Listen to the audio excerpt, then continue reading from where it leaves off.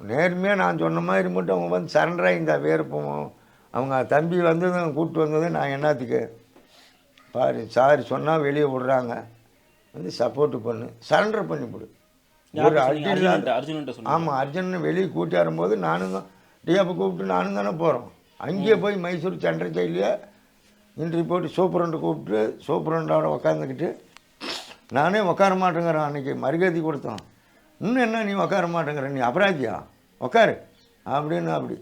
அந்த சூப்பரண்டு நாக்கி பையன் அவ்வளோ பழக்கம் எனக்கு ஆகிட்டாங்க கூட்டியாந்து என்ன பண்ணோம் பாரு பக்கத்து வீட்டில் தான் அவங்க சித்தப்பா மருமோ வெங்கடாச்சலம் அவனை கூப்பிட்டு வந்து போய் கார் காட்டி நெட்டக்காலங்கோட்டையில் மாமி ஹோட்டலில்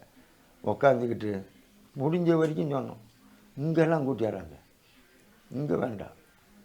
எடுத்தா பெங்களூர் வந்து அங்கே வந்து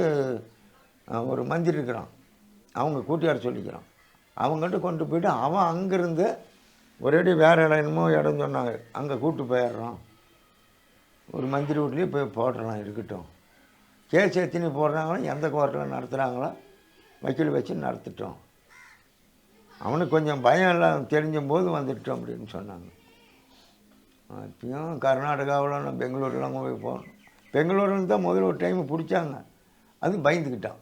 பெங்களூரில் போனால் விட மாட்டாங்க பிடிச்சி போடுவாங்க எப்படியா